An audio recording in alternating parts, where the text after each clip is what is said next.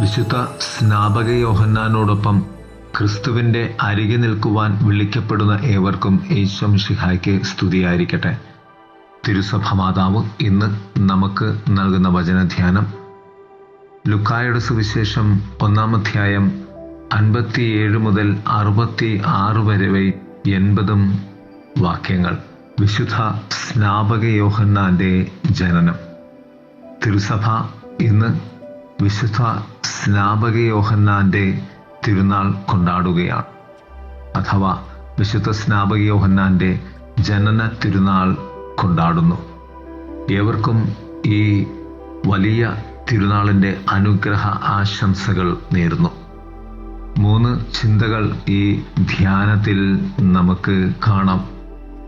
എലിസബത്തിന് ഒരു കുഞ്ഞ് ജനിക്കാനുള്ള സമയമായപ്പോൾ അവൾ ഒരു മകനെ പ്രസവിച്ചു. 8-ാം ദിവസം അവർ കുട്ടിയെ പരിച്ഛേദനം ചെയ്യാൻ വന്നപ്പോൾ അവർ അവനെ അവൻ്റെ പിതാവിൻ്റെ പേരിൽ സക്രിയ എന്ന് വിളിക്കാൻ പോകുകയായി. എന്നാൽ അവൻ്റെ അമ്മ മറുപടിയായി പറഞ്ഞു, ഇല്ല, അവൻ യോഹന്നാൻ എന്ന് വിളിക്കപ്പെടും. യോഹന്നാൻ എന്ന വാക്കിൻ്റെ അർത്ഥം ദൈവം കൃപയുള്ളവനാണ് എന്നാണ്.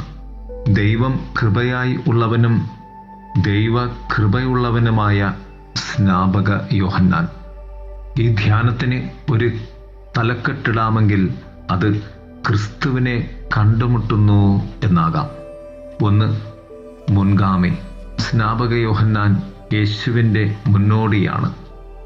യേശുവിനെ വഴിയൊരുക്കുവാൻ അയക്കപ്പെട്ടവൻ. അവൻ പഴയ നിയമത്തെയും പുതിയ നിയമത്തെയും ബന്ധിപ്പിക്കുന്നു. അദ്ദേഹം ഒരർത്ഥത്തിൽ ഗോത്രപിതാക്കന്മാരുടെയും പ്രവാചകന്മാരുടെയും നീണ്ട പാരമ്പര്യത്തിൻ്റെ പൂർത്തീകരണവും മറ്റൊരർത്ഥത്തിൽ ആദ്യത്തെ സുവിശേഷകനുമാണ്. അദ്ദേഹത്തിൻ്റെ ഗർഭധാരണം ദേവാലയത്തിൽ വച്ച് സക്രിയായ്ക്ക് അത്ഭുതകരമായി പ്രഖ്യാപിക്കപ്പെട്ടു. ഇന്നത്തെ സുവിശേഷത്തിൽ അദ്ദേഹത്തിൻ്റെ ജനനത്തോടൊപ്പം അടയാളങ്ങളും അത്ഭുതങ്ങളും ഉണ്ടായിരുന്നു. 9 മാസം മുമ്പ് ദൂതൻ്റെ സന്ദേശത്തെക്കുറിച്ച് സംശയം തോന്നിയപ്പോൾ സക്രിയ മൂകനായി. എന്നാൽ ഇപ്പോൾ അവൻ തൻ്റെ പശ്ചാത്താപവും പുതുക്കിയ വിശ്വാസവും കാണിക്കുന്നു. എല്ലാ ആചാരങ്ങൾക്കും ഔചിത്യങ്ങൾക്കും വിരുദ്ധമായി തൻ്റെ മകന് ജോൺ പ്രവചിച്ച പേര് സ്വതന്ത്രമായി തിരഞ്ഞെടുത്തു. യേശുവിന് വഴിയൊരുക്കുന്ന മുൻഗാമിക്ക് എന്തിനാണ് ഇത്ര ശ്രദ്ധ? കാരണം നമ്മുടെ ജീവിതത്തിൽ യേശുക്രിസ്തുവിനെ തിരിച്ചറിയാനും അംഗീകരിക്കാനും ദൈവം ശരിക്കും ആഗ്രഹിക്കുന്നു. മനുഷ്യ അവതാര സമയത്ത് യഹൂദ ജനതയുടെ ഹൃദയവും മനസ്സും തുറക്കാൻ അദ്ദേഹം സ്നാപക യോഹന്നാനെ അയച്ചു. അങ്ങനെ അവർക്ക് യേശുവിനെ സ്വീകരിക്കുവാനുള്ള മികച്ച അവസരം ലഭിക്കും. ദൈവം ഇപ്പോഴും നമ്മുടെ ജീവിതത്തിൽ ഇത് ചെയ്യുന്നു. നാം അനുഭവിക്കാൻ ആഗ്രഹിക്കുന്ന കൃപകൾ സ്വീകരിക്കാൻ അവൻ നമ്മെ ഒരുക്കുന്നു. അവൻ ഇപ്പോഴും ചരിത്രത്തിൻ്റെ കർത്താവാണ്.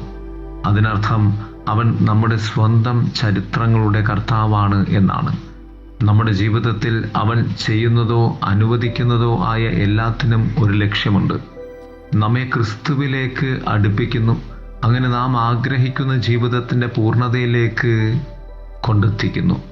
എൻ്റെ ജീവിതത്തിലെ യോഹന്നാൻ അഥവാ സ്നാപക യോഹന്നാൻ ആരാണ്, അല്ലെങ്കിൽ എന്താണ്? സ്നാപകൻ എന്നോട് എന്താണ് പറയുന്നത്? ഞാൻ എങ്ങനെയാണ് പ്രതികരിക്കുന്നത്? 2. ധൈര്യത്തിൻ്റെ ഫലങ്ങൾ. എലിസബത്തിനും സക്രിയയ്ക്കും ആചാരത്തിനെതിരെ പോകേണ്ടി വന്നു. അവരുടെ ബന്ധുക്കളുടെയും അയൽക്കാരുടെയും തെറ്റിദ്ധാരണ അപകടത്തിലാക്കി ദൈവം അവരോട് ആവശ്യപ്പെടുന്ന കാര്യങ്ങളിൽ വിശ്വസ്തരായിരിക്കാൻ വേണ്ടി വാഗ്ദത്തം ചെയ്യപ്പെട്ട കുട്ടിക്ക് യോഹന്നാൻ എന്ന് പേരിടണമെന്ന് ദൂതൻ സക്രിയയോട് പറഞ്ഞിരുന്നു.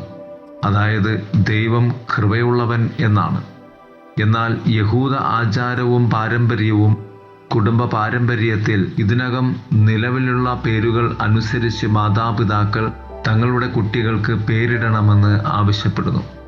ക്രിസ്തുവിൻ്റെ കാലത്ത് യഹൂദ സാമൂഹിക ആചാരങ്ങളും പാരമ്പര്യങ്ങളും വളരെ പ്രധാനമായിരുന്നു.